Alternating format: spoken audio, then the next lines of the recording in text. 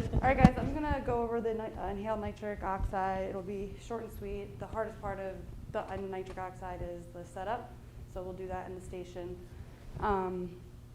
So currently, we can run nitric oxide. We just take the respiratory therapist with us. Basically, the managing of it is super easy. The setup's the hardest. So basically, once we get this all running, we'll be able to take nitric oxide on ground calls and run them ourselves. We'll still use the RTs in the hospital for inter-hospital transports.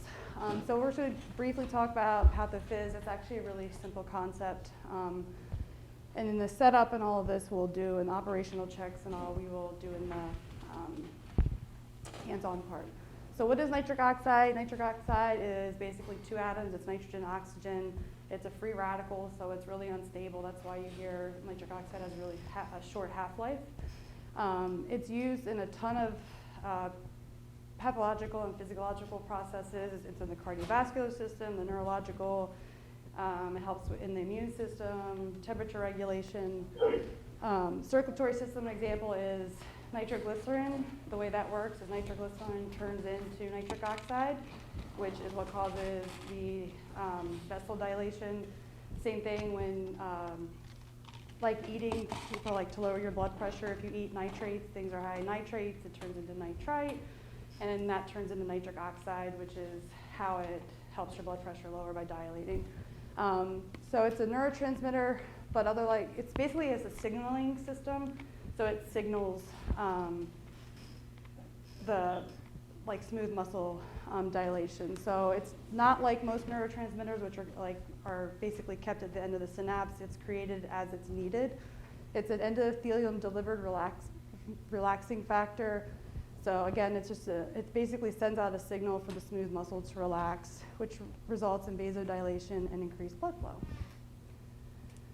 Inhaled nitric oxide, same thing. It's just a colorless gas that easily diffuses across the pulmonary vasculature. It's a potent selective pulmonary vasodilator with rapid onset and the short half-life. It selectively improves the perfusion of ventilated regions, which reduce shunting and improves your overall arterial oxygenation. So it's really sounds more complicated than it is. So basically what it does is when you have bad lungs, you have bad VQ mismatching, nitric oxide goes to the well-recruited alveoli. So it takes the alveoli that is working and it sends blood to them, and it basically sends out a signal that does a transduction process and tells the arterioles to dilate. So the healthy areas, more blood flow goes to it, they dilate, you get better oxygenation. The areas that are bad, it doesn't help with those. So it doesn't fix the problem. It basically takes the healthy areas and brings blood flow to those so you get better oxygenation. It is inactivated by hemoglobin, so it helps dilate the inhaled nitric, helps dilate the pulmonary vasculature. As soon as it gets in systemic, it's deactivated, and then it turns into the metabolites of nitrite, which is excreted by the kidneys. So nitric oxide, some of you have probably worked in ICUs. People who have chronic pulmonary hypertension, you can get it IV, and that works systemically, whereas inhaled just is the pulmonary vasculature. So it's increasing your O2. It increases the blood flow, like I say, to the ventilated areas, and it decreases your VQ mismatching. So that's pretty much what it does. It just takes the healthy areas, brings blood to them, increases your oxygenation there, and then it's excreted. Let's see. Indications for use. Actually, the FDA, it's only indicated for neonates by the FDA. The off-label use is what we use it for: severe pulmonary hypertension, ARDS, PEs with right ventricular heart failure. So nitric oxide it doesn't fix the problem. It's like a rescue therapy, basically, to get to where you need to go.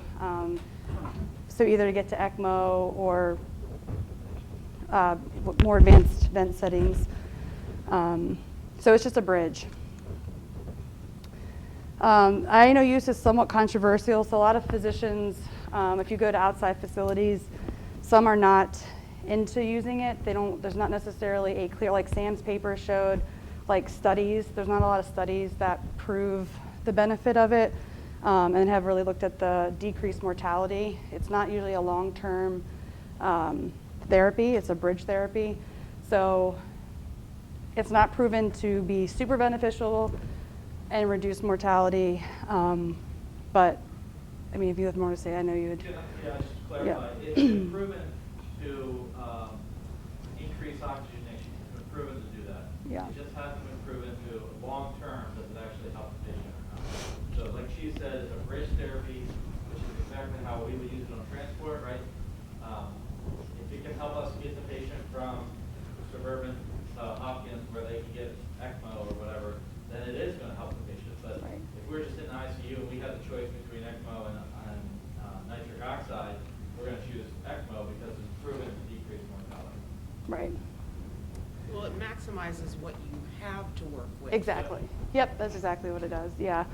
And a lot of times we don't see it a whole ton in interfacility because a lot of interfacility, they don't want to put a patient on it because they don't think they'll be able to be transferred out. Because most places don't, regularly transport inhaled nitric oxide. So like my old job, once the outside lying hospitals knew that we could transport it, they got put on it a lot quicker. So the receiving, would be like, listen, we've got a team that can come, go ahead and start them on it, and we'll bring them in. Sometimes you would take it if we knew the diagnosis and be like, yeah, it might work for them, we might need it. I'd say over half the time we probably didn't start it, but at least we had it with us if we needed it. The other thing, let me see if I get into it. Well, I'll get into that. Okay, so complications. The biggest complication is the abrupt discontinuation. Like I said, it's got a really short half-life. So if they're on a high dose of it, or depending on how sick their lungs are, you can get definitely like a flash pulmonary hypertension back. The other thing, which we won't see a whole lot of most likely, is when nitric oxide binds with oxyhemoglobin, it creates methemoglobin, and high levels of that can be toxic. So I know when I think in the ICU, it was like every 6 to 8 hours. I don't know if you, Meg, you guys, was it like 6 to 8 hours? I think you would run a methemoglobin. 8 hours to make sure that it's not above 7, because that way, if it is, you have to like treat with methylene blue and somehow like how you would some like different drug overdoses. The other thing is nitric oxide, when it is with oxygen, it forms nitric dioxide, which can cause airway inflammation and can actually lead to like acute lung injury. So these are levels. The NO2 level will be on the monitor. If it's above 3, it starts to be problematic. Anything less than that, I've actually never in my transport seen it above 3. Usually we're initiating it or they haven't been on it very long. And the methemoglobin, like I say, if they've been on an outside facility for 24 hours, it might be you would want to note what the recent methemoglobin is to make sure it's not a toxic level. And it can worsen heart failure in some cases. Well, left ventricular dysfunction. So contraindications, there's a few in the neonate world, which we won't worry about if they know they have hypersensitivity to it.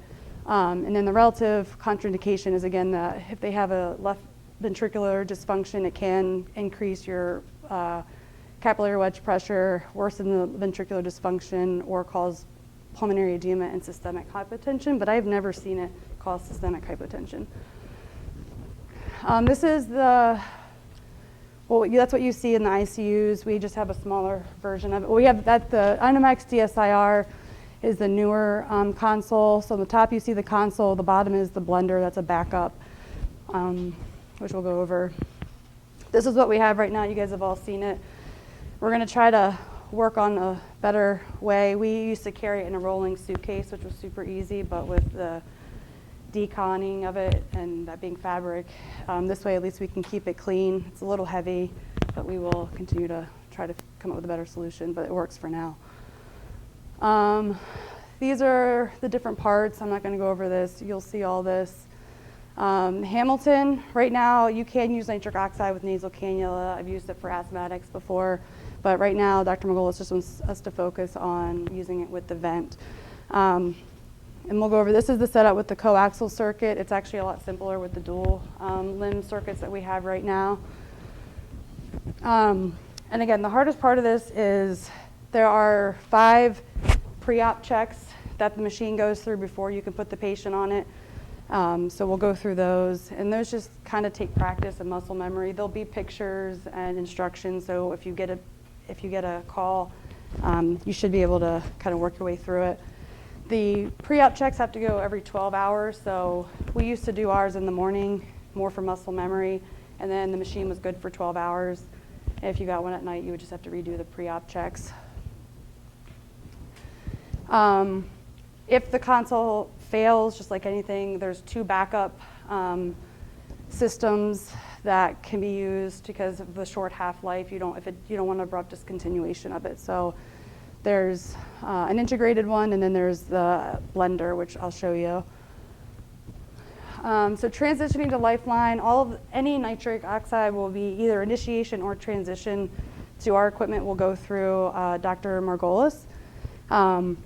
Your typical dosing for adults is 20 to 40. It can go up to 80, but it's really not been shown above 40. If it's not working at 40, it's not really been shown to help much over that.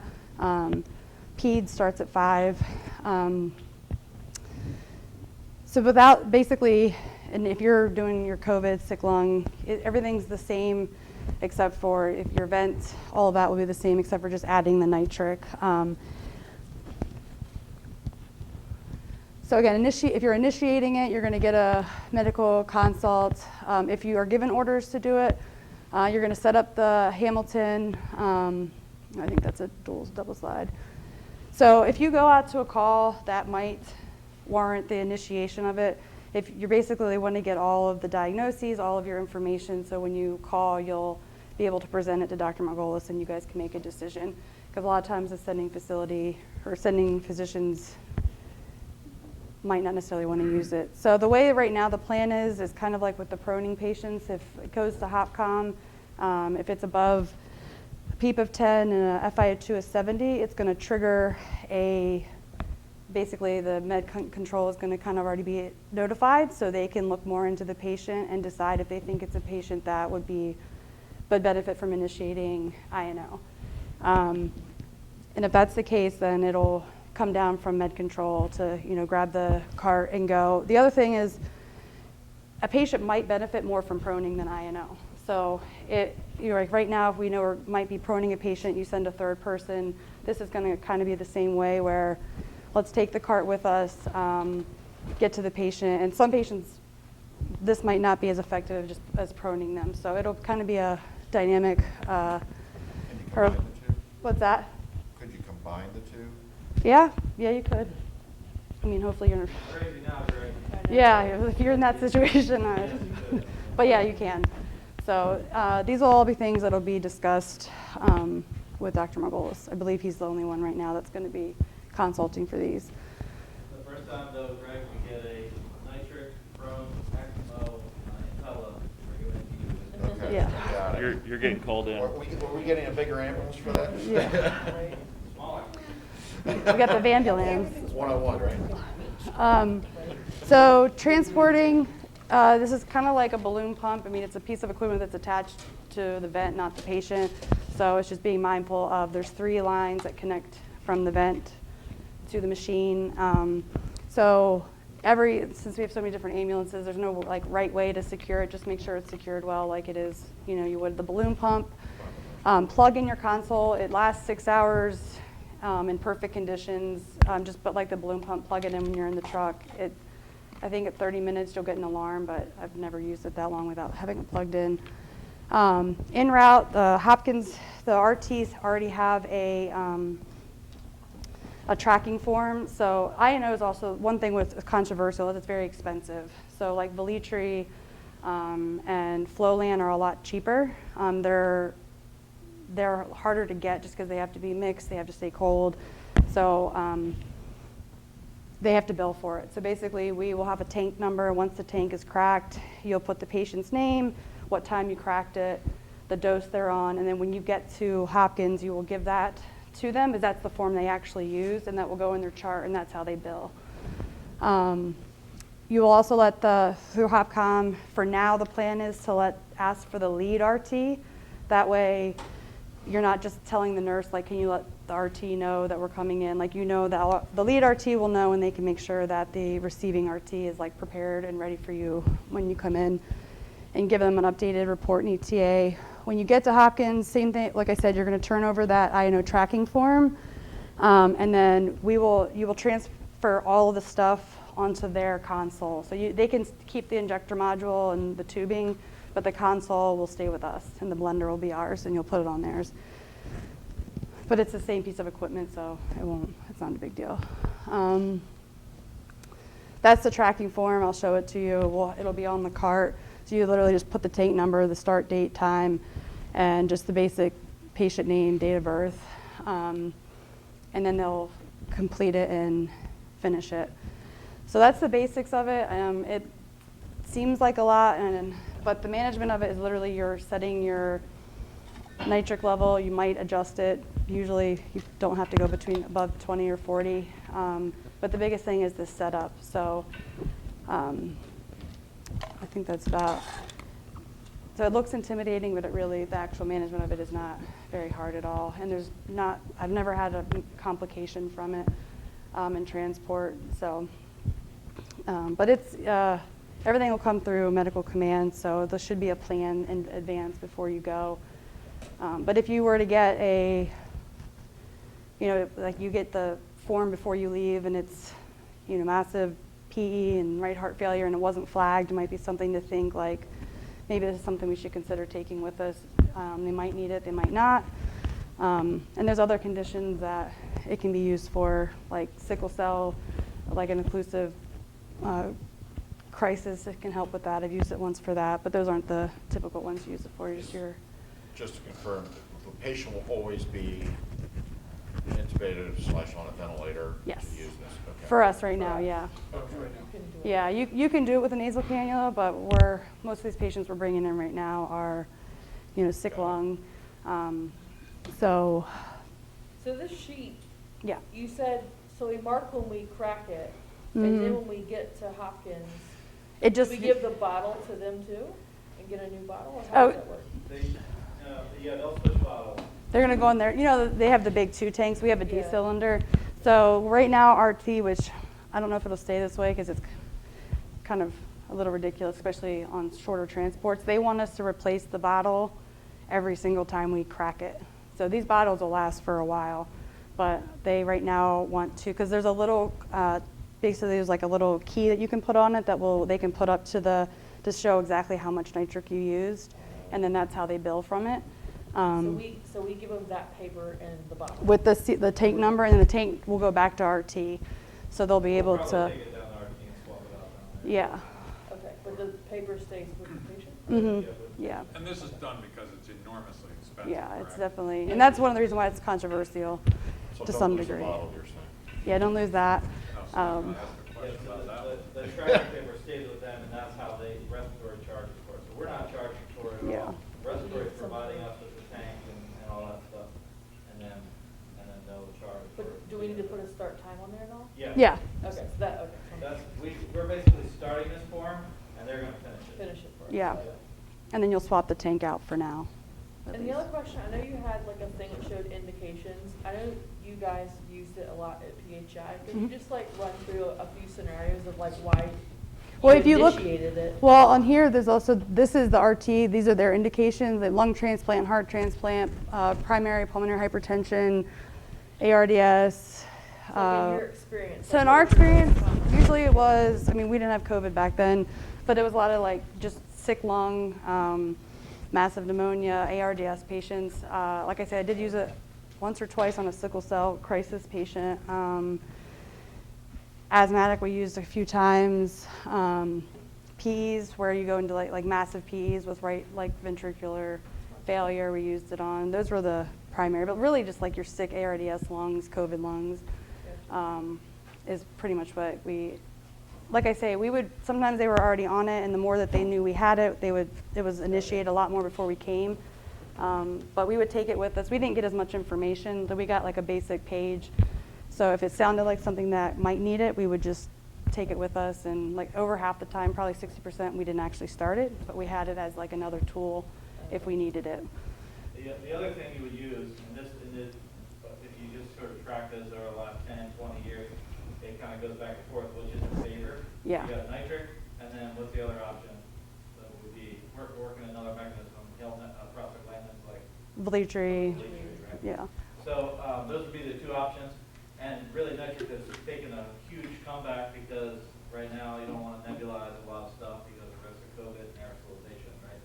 So nitric is becoming, that's basically all you see right now. You don't see almost never see reliatory anymore because you don't want all this aerosolized stuff going on. And I also think the patent on nitric is up, so it's gonna, the price is, if it hasn't already, it's gonna drop. I think we're looking at a price drop in the next 3 months, because the Yeah. patent should be up in just a couple of weeks. Yeah, I don't know exactly when, but I know the patent's almost up, so the price will drop. So sort of to circle back to your question, Meg, when are you going to use it? It's basically, yeah, like she said, ARDS patients that you're having a hard time oxygenating. That's really the key. This is going to help you oxygenate. So bridge to ECMO, bridge to whatever, but we can't oxygenate them. So kind of the way it's going to be worked through is you're going to optimize your vent settings, right? Once you optimize your vent settings, you're still having trouble oxygenating. That's when you start to consider, do we need to start nitric? Do we need to prone? Yep. Do we need to do both? Right? That's kind of where you go. So optimize your vent, and then this is another step past that. Because the key is in how it works. It optimizes what you have. It doesn't really recruit more No. space. What it does is it takes what you actually have, and most of the It time in optimizes these it. patients, Yeah. it's minimal. So now we've prone them, especially for the patient we're going to prone and do. Now we've prone them, so we've maximized our space of usage. But that doesn't mean we still only have so many alveoli to recruit. So once they're usable, this makes each one of them more. It Yeah, increases I the was just blood curious flow. what patients that she'd seen doing it with. Oh, You no. also have to remember, then you get that bizarre case, when you get, like, I initiated it one night on a patient that was on balloon pump. Okay. Mm-hmm. Yeah, I've used it on balloon pump. Yeah. That was So fun. that's, Mhm. you know, when you think you're having a bad day, then you get that one. But mainly sick lung, that's really, like you said, this poor oxygenation doesn't really help with your ventilation, it's just oxygenation. And the benefit, it doesn't have systemic, it's not gonna systemically vasodilate you. Right. So it's just, the inhale just is like, it's got a short half-life. Once it's in the hemoglobin, it breaks down really quickly. So that's it, and we'll go through all the steps in the hands-on thing. Well, thank you. Yeah. Yay. Keep kind of late for him. Hold tight, let me grab Ben and see what the next stimulation. I'm curious though, did you know if you see balloon pumps What's that? often by other transport teams? I didn't get the I'm first just, part. no, I'm just saying, All right, like, we're good. you know, Yep. clearly this has a My stuff. benefit and people use it, and I'm just curious, like, why there's so few transport people that use it. Is it the cost or is it something? Well, part of it's the cost, but a big part is that the FDA wasn't Ben just allowing walked- it for he knows we're done. neonates for a while. Then they kind of relaxed a little bit, and it's not. So like, he's been doing it with PHI for a while, so I was just curious, like, why do you think other, like, Yeah, transport a companies? big part of it is the Because- cost. This is a really advanced thing. You can kill a patient. Yeah, if you're All not. right, everybody, so Right. we're not going to get started until 1:30 for the stations. Okay. We have made a few small changes, Good. and those people are aware of where they need to go now. So otherwise, if I haven't talked to you, go by your schedule and go to the station.